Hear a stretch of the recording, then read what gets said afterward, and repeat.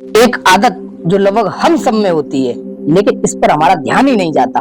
हमें हर काम की शुरुआत करने का निर्णय लेने में बहुत ज्यादा समय लगता है। कई बार हमें ऐसा लगता है कि हमारे पास बहुत समय बाकी है, बाद में कर लेंगे, अभी थोड़ी असुविधा है, थोड़ा ठीक होने पर कर लेंगे। और जब अंत में समय कम पड़ जाता है, फिर सोचते हैं कि काश हमें थोड़ा समय और मिल जाता। हमारे टाल मटोल करने की आदत की वजह से समय निकल जाने पर हमारे पास सिर्फ गिल्ट और रिग्रेट बचता है। आप सोचिए, ऐसा आपके साथ अभी नहीं, हमेशा से होता आ रहा है। अगर किसी फॉर्म को जमा करने या भरने की 30 दिन का समय दिया गया है, तब भी हम में से ज्यादातर लोग अंतिम सप्ताह में ही फॉर्म भरते हैं और कुछ तो फॉर्म भरने से ही छूट जाते हैं।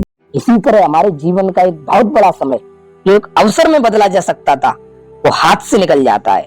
और फिर वही अंतिम समय जीतने के लिए आप अपना सब कुछ झोंक देते हैं। उस समय आप दूसरों के मुकाबले में पीछे रह जाते हैं। इसी कारण हम अपने जीवन की सफलता के कुछ अंतिम अंकों से चूक जाते हैं। यदि हम चाहते तो उस मुकाम को, उस अचीवमेंट को अपना 100% देकर आसानी से हासिल कर सकते थे। हमें अपने आप को कल से बेहतर बनाने की कोशिश करनी होगी। हमें अपने आप को इस बात के लिए सदैव तैयार रखना होगा कि आज जिस कमी के कारण, जिस वजह से असफलता हासिल हुई है, आने वाले समय में ऐसी गलती दोबारा ना हो।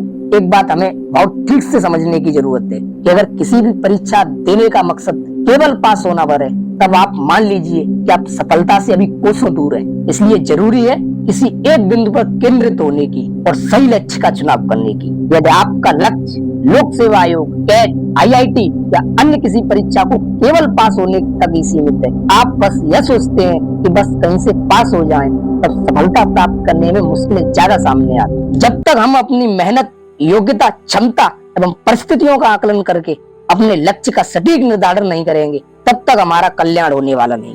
यदि एक बार अपने आप का सटीक से मूल्यांकन कर लिया, अपनी योग्यता और क्षमता को पहचान लिया, तो फिर दुनिया में आपकी पहचान को पहचान की जरूरत नहीं होगी। आप में से बहुत से छात्र ऐसे हैं जिन्होंने कैट की परीक्षा केवल IIM के लिए दी, और अभ्यर्थियों को भी देखा है जिन्हें सिविल सेवा परीक्षा में सिर्फ IAS ही चाहिए था, क्योंकि उससे कम उन्हें कुछ मंजूरी नहीं था, और वे सफल भी हुए। एक बहुत ही सटीक उदाहरण हो सकता है अपने आप का सही मूल्यांकन कर लक्ष्य तय करने का। इसी तरह हमारे व्यक्तिगत जीवन में भी यदि हम छात्र हैं, तब हमें किस कॉलेज में, किस बैच में प्रवेश लेना है, उसी के हिसाब से कितनी तैयारी करनी होती है, उसका सही मूल्यांकन करना हमें खुद से सीखना होगा।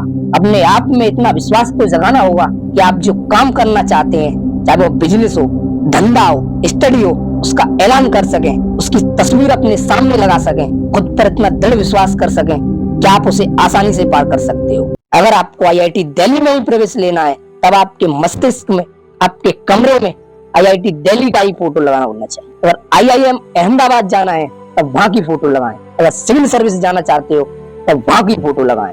यह आपकी फोटो एक फोटो मात्र नहीं है, बल्कि फोटो उस एक ऊर्जा का स्रोत है जो आपके अंदर बढ़ती है, आपको हर वक्त आकर्षण से बांधे रखती है, आपको आपके रास्ते के भटकाव से रोकती है। ये वे सपने होते हैं जो आपने अपनी खुली आंखों से देखे होते हैं। आपने ठीक से अपना मूल्यांकन करने के बाद ही लक्ष्य निर्धारित किया है, तो फिर असफल होने का प्रश्न ही नहीं उठता। इसलिए हमेशा खुली आंखों से सपने देखकर ही आगे बढ़े।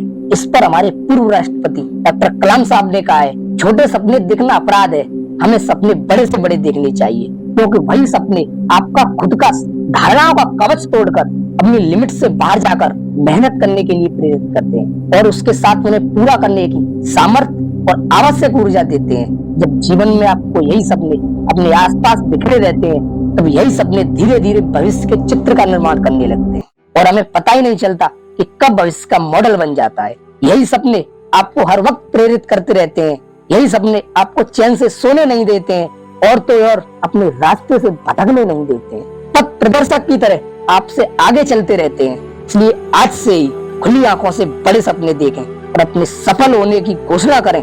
इस संकल्प के साथ आगे बढ़ें, जब तक लक्ष्य हासिल नहीं, तब तक विश्राम नहीं। इसी मंच से जो अगर सफलता पाने के आधे नंबर से छूट जाते हैं, उनकी समस्या ही समाप्त हो जाएगी और वे सफलता की सीढ़ी चढ़ते जाएंगे और धीरे धीरे खुद को एक ब्रांड के रूप में स्थापित कर लेंगे। धन्यवाद। जय हिंद। मिलते हैं एक और नई वीडियो के साथ।